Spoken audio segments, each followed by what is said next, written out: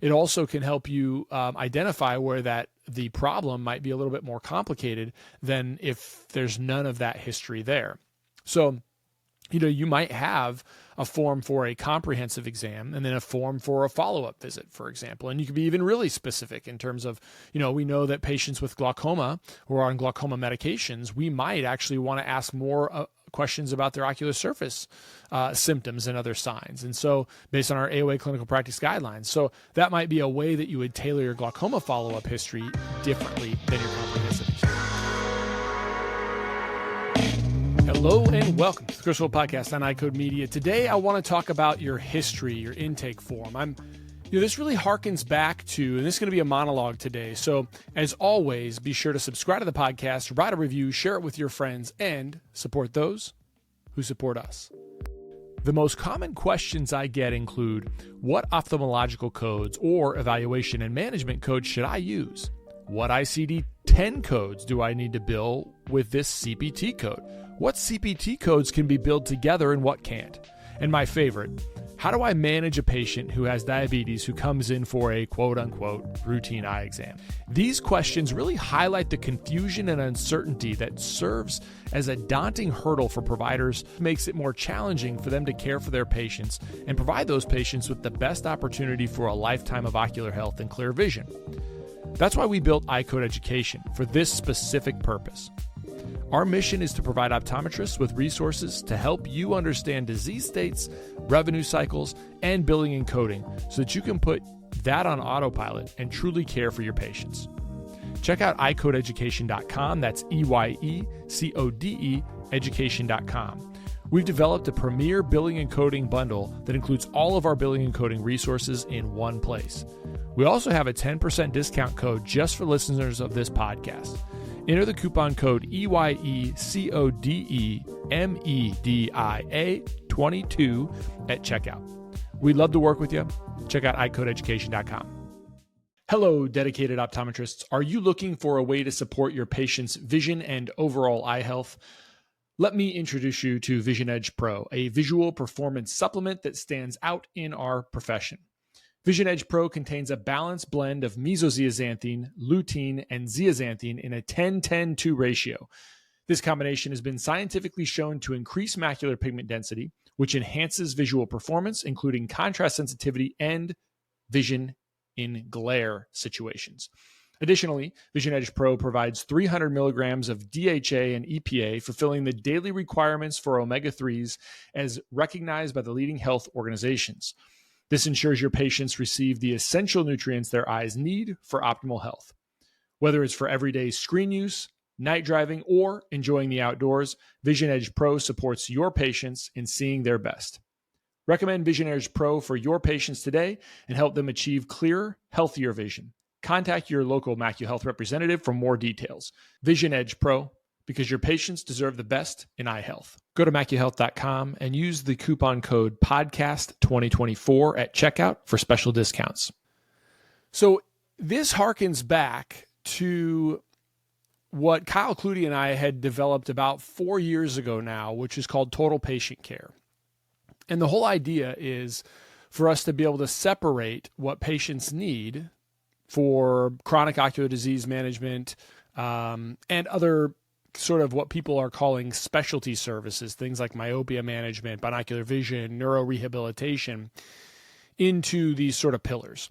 And this all comes down to the idea that, as this has become more and more clear over time to me, is that our comprehensive exams, we have sort of thought about them as in terms of comprehensive, meaning I have to go both broad and deep on every single condition. But the challenge there is that if I go broad and deep, I'm never going to have enough time to do that in the confines of a comprehensive exam. So instead, we can understand what our comprehensive exams are requiring of us, both from a patient responsibility, meaning we have a responsibility to the patient, but also what our clinical practice guidelines are requiring of us, as well as what insurance companies are requiring of us through those comprehensive exams.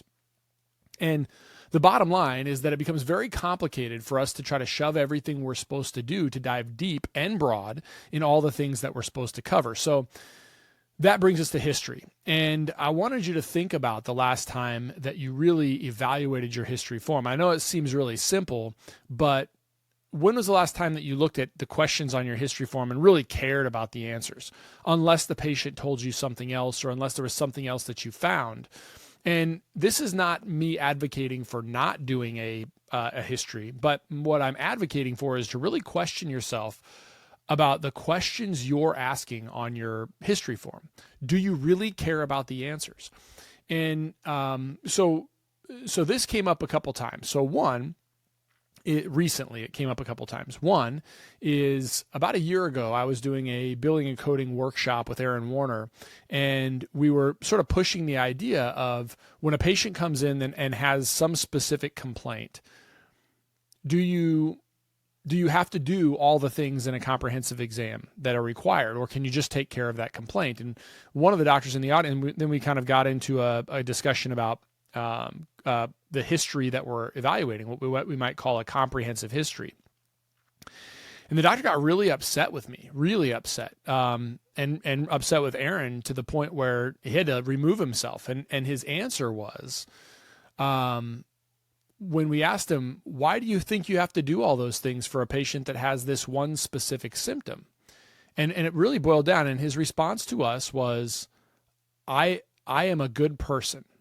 And so that's why I feel like I need to do all those things. And I thought, wow, that's really interesting. And that level of commitment, if that's what your belief is, and that's clearly what his belief is, then he has that the comprehensive history and the comprehensive exam made him a good person. And actually, to say that a different way, in his eyes, it made us bad people because we were advocating for, when a patient comes in with a specific symptom, let's take care of that symptom and then have them back to dive deeper into the other things that we need to, right? It wasn't ignore the other things. It was, let's take care of the problem at hand and then move to a separation of that visit so we don't have to do everything at every time. And so he was advocating that every single time the patient comes in, you ought to do effectively a comprehensive exam because you wouldn't want to miss something and you want to be a good person. Now, this is not about him. This really dives deeper into what I have found recently. And I'm not going to disclose kind of some of these other things, but his concern, my thought is that his concern was that he had a responsibility never to miss something.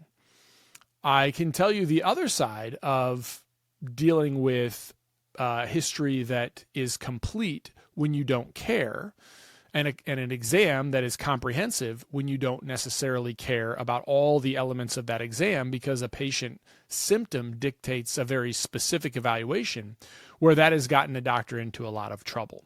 And so I think there's both sides of this coin. So that also clarifies the idea for me is we should be asking history that matters. We should be thinking about the intake forms that we have in a way that makes us really care about those things. And the last point before I get into some of these other, some of the other details of kind of my advice when you review your history form is when we ask too broad of a history, focusing on lots of reviews of systems, right? Like, again, this is not about not asking review of systems, but when you have a patient sit down, I've listened to my techs, and they ask a lot of different things, but ultimately it boils down to, have you had any other changes in your medical history? And the patient says, most of the time says no. And we accept that, or we might dive a little bit deeper and say, well, have you had any problems or changes in your hearing? Have you had any changes in your skin? Have you ever, and the reality is that, like, do we really care most of the time we ask those questions? Now, we might ask about joint pain and GI problems, but we really care about them when maybe we see a patient with dry eye. We might ask about, mental confusion, GI upset, and then it all becomes a little bit, and our, joint pain, and then it all becomes a little bit more clear as to why we might be asking those questions. They matter. The history matters. But really, why do I care a ton about all the different review of systems every single time the patient comes in? You might, but you should really ask yourself, what do we really care about? So The whole point of this is with the everything history, it's too long. We waste time with irrelevant data that we don't even really care about in many cases. I would argue that you might not. And so I want you to reflect on the last time you actually used all the questions on your intake form during the comprehensive exam. Do you really care about them? If you do, great, awesome. Skip this, fast forward to the end, and hopefully the next one will be helpful for you. But if you want to focus on how to make history important during a comprehensive exam, what I would say is think about the most common conditions where nobody else outside of optometry or eye care globally would care about the answers to those questions more than you. CooperVision and the AOA have joined forces in a groundbreaking initiative to transform how optometrists treat children with myopia. The Myopia Collective aims to unite our profession and its allies to challenge the status quo and elevate the standard of care for children with myopia. Everyone is invited to become a member of the collective. By joining, you pledge to act in slowing childhood myopia progression. Membership includes regular updates and information about the collective's efforts, access to educational opportunities and resources, and insights from the ambassador optometrists who advocate for community policy and changes supporting the collective's mission. Click the link in the show notes to join the collective today. So as an example, are we missing questions on our history because we're too bogged down trying to check all the review of systems when a patient might be concerned about their history of macular degeneration or glaucoma or their burny, gritty, itchy eyes, or the fact that their kids might have myopia or so the point is that are there questions, are there both acute and chronic conditions where nobody else is going to be the advocate for that patient, and we are in the best place to be the advocate for that patient. So I think you can boil it down to, the common chronic diseases might be things like vitreomacular interface diseases, macular degeneration, peripheral retinal diseases, optic nerve diseases, specifically glaucoma, questions that would align you with being able to detect symptoms associated with cataracts, corneal diseases, other anterior segment diseases like dry eye. So, and then you can dive into what about lifestyle questions? Most of us are pretty good with lifestyle questions, but are the lifestyle questions that we're asking, are they relevant to our patients today? Thinking about tailoring the questions you're asking to those chronic diseases and the history that can come with those chronic diseases, both in symptoms, family history, other problems that the patient may have. Now, all of a sudden, you're forcing these patients you're forcing yourself to ask questions and reflect on patient answers that nobody is in a better position than you are to manage for that patient. So then you want to sort of think about matching a complaint type to your intake. So thinking about the difference between the questions that I might have for a patient with an acute problem. They come in with the swollen eye or scratchiness, grittiness. That's their chief complaint, versus a comprehensive exam or a chronic visit. So, do I ask a different set of history for a red eye versus a different set of history for my glaucoma follow-ups, as an example? I think you ought to. If you think about a patient that has a red eye, an acute red eye, you might be asking about things like recent flare-ups or common, has this happened more than one time? Is there, other exposure issues in terms of having, sat next to, you do this naturally, but we might actually want to focus our history in those patients as we do the examination, as opposed to letting them take a whole entire comprehensive intake form. And then you might have one that's different for glaucoma evaluations, right? So your glaucoma evaluation, you might ask about any irritation or redness or side effects of treatment. Why? Because if that patient reports them, you want to be able to manage them. But two, from a billing standpoint, it also can help you identify where the problem might be a little bit more complicated than if there's none of that history there. So, you might have a form for a comprehensive exam and then a form for a follow-up visit, for example. And you can be even really specific in terms of, we know that patients with glaucoma who are on glaucoma medications, we might actually want to ask more questions about their ocular surface symptoms and other signs. And so based on our AOA clinical practice guidelines. So that might be a way that you would tailor your glaucoma follow-up history differently than your comprehensive exam. Then I think the most important part, once you've identified those, is that you care enough about the question that you'll act. So you can't just you can't just ask the question to document it, right? That's not the point. The point of the question is you care enough about the yes/no question or about the answer from the patient that you are compelled to remove your sense of rushed by trying to do everything during the comprehensive exam or trying to just get to the next patient, that the answer to that question will make you take action as a clinician. So, a dry eye complaint is always going to trigger in your mind, whatever that complaint is, you care about it enough that it's always going to trigger maybe an ocular surface evaluation or at that visit or some other visit. I've got my thoughts about that, but it ought to always trigger it. Maybe you're trying to incorporate a new widget in your practice. Maybe it is some new piece of technology, some new lens that can help patients with headaches. And so you might say, okay, well, anytime a patient has a symptom of fatigue or headaches when they're at the computer, that's gonna trigger some sort of other evaluation. Maybe I'm gonna pay more close attention to their FORIA measurements, so their accommodative system, or maybe I have some sort of widget that can measure those for me.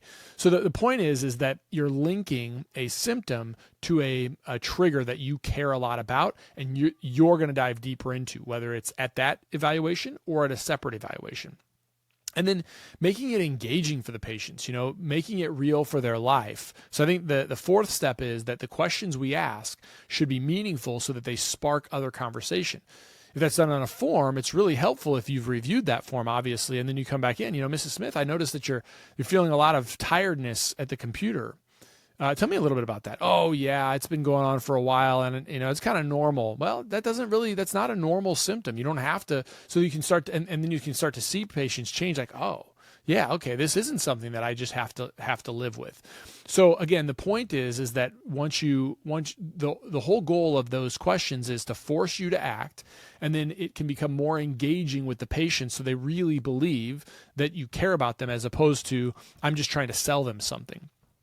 And then think about your roadmap. So what I would say is as I sort of wrap up this episode, and we dive deeper into this. In fact, I'm developing an entire webinar related to this, and we really focus on this in Comprehensive Optometry Simplified. It's the entire first step within COS in terms of building your pillar. But the bottom line is, think about your existing forms. So if I were going to say, okay, here's what I want you to do.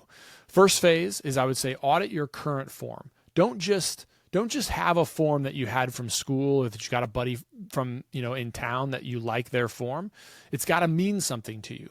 So go through that form and start circling questions that you ask on every single comprehensive exam that you don't even care about, that you've probably never looked at, or that you may have never looked at in the last month, in the last quarter, that you just when was the last time somebody said something that actually caused me action?